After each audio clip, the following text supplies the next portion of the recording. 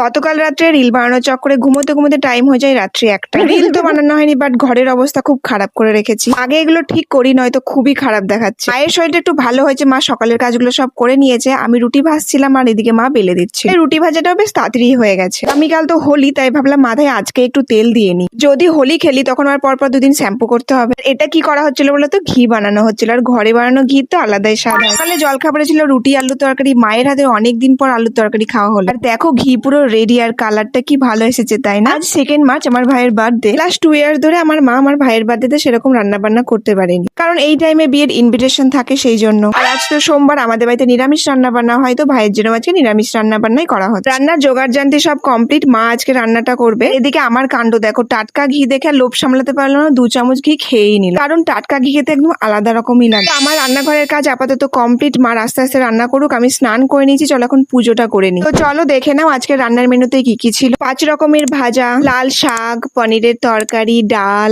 আমের চাটনি, আর সাথে ছিল পায়েস আর মিষ্টি। বলতে পারো সব খাবারগুলোই ভাইয়ের খাবার খেতে দেওয়ার জন্য এদিকে পুরো থালাটা সাজাচ্ছিল 4-5 রকমের ভাজা দিয়ে। তার সাথে আমি একটু হেল্প করছিলাম। আমার তো জানো এইসব থালা টালা সাজাতে বেশ ভালোই লাগে। আর আমার ভাই কিন্তু মিষ্টি খেতে খুব ভালোবাসে। যে পায়েস, তো এখানে ভাইকে পুরো খাবার খেতে দিয়ে দেওয়া হয়েছে। দেখো কি ভালো লাগছে দেখতে, তাই না। আমার ভাই বার্থডে নিয়ে অতটা এক্সাইটমেন্ট করে না, বাট আমার মনে হয় বার্থডেতে সবার একটু না একটু তো এক্সাইটমেন্ট থাকে। এর সাথে সাথে আমিও খেতে বসে গেছি, কারণ আমার ভীষণ খিদে পেয়েছিল। আর আমার আবার লাল শাক দেখলে একটু বেশি লোভ লাগে। তো খাওয়া দাওয়া করে নিয়ে আমি রিল বানানোর জন্য একটু রেডি হয়েছি। কালকে যে আমি রিলটা রেডি করতে পারিনি, সেটাই আজকে এখন রেডি করলাম। 9 সেকেন্ডের একটা রিল বানাতে আমার টাইম লেগেছে 2.5 ঘন্টা।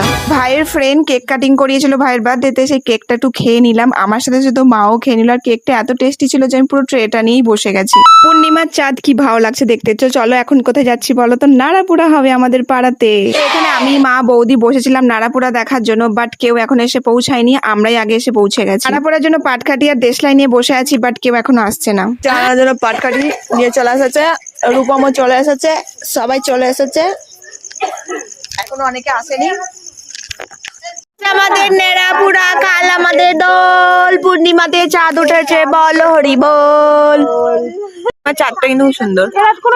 এটা ন্যাড়াপুরার ইনস্ট্যান্ট প্ল্যান ছিল, মানে এটা ন্যাড়াপুরা করার জন্য সাজানো হয়নি, গাছের ডালপালাগুলো কেউ কেটে রেখে গেছে, ওটাই আমরা আজকে ন্যাড়াপুরা করে নিয়েছি। সে তো একই ব্যাপার। আর গাছের ডালপালাগুলো শুকনো হওয়ার কারণে, আর দেখতেই পাচ্ছি আমরা কত দূরে দাঁড়িয়ে আছি, বাট আগুনের তেজটা এতটাই বেশি ছিল যে তাপটা আমাদের এত দূর পর্যন্ত চলে আসছিল। ন্যাড়াপুরা কমপ্লিট হলে বাড়ি চলে আসি, বাড়িতে এসে ডিনার করে নিই। তো চলো টাটা, দেখা হচ্ছে নেক্সট ব্লগ। আর হোলি নিয়ে কারা এক্সাইটেড অবশ্যই কিন্তু জানিও।